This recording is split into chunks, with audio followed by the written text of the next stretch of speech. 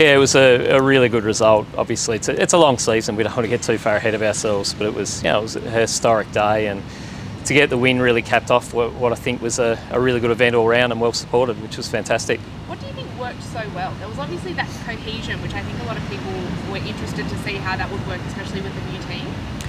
Yeah, look, the guys have worked really hard, and the coaching staff have done a fantastic job, as the recruiters did, of putting the team together. So I think everyone's bought into the game plan.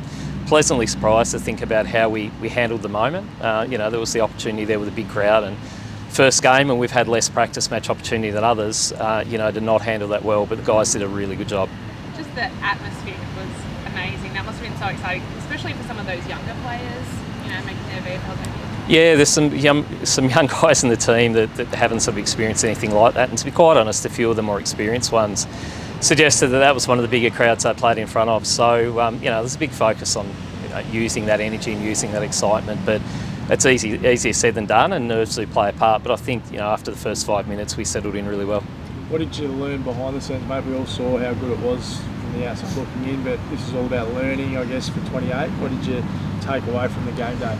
Yeah, look, from an event point of view, there's lots of work to do. I mean, North Hobart's a fantastic venue, and the club's really good to work with, but obviously it's a community venue, and 11,000 people in there is pretty hard. So we think things went pretty well, but we've got some learnings to come out of that, and we'll work with the council and the club over the next couple of weeks to keep improving before the next game there. What are some of those things? You saw David O'Byrne was pretty critical of the council and how it sort of hasn't upgraded the venue for a little while now. Anything that sticks out particularly?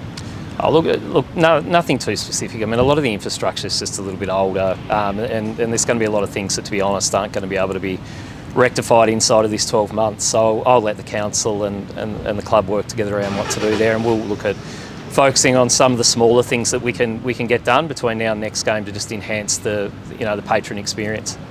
How did it sort of go from a coaching perspective as well, and sort of performance and that sort of thing?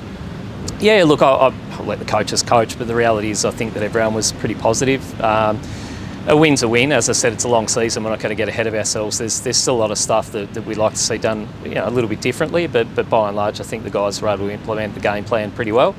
I know Jez and the team will work with them this week on what we need to do against Port Melbourne leading into round 2. How many are you expecting in Launceston, mate?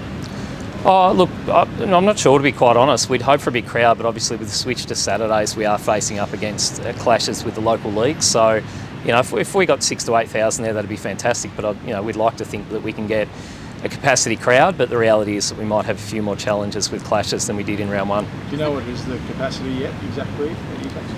No, the capacity's been shifting a little bit based on the renovations that are underway. There's a lot of work underway, and it's probably a day-by-day proposition in terms of what gets finished. It'll be a really good capacity, I think, and well and truly enough for what we need, but obviously it's a work site at the moment, so they're improving the ground, and that comes with a couple of little challenges. What's the main focus for the team heading into Saturday?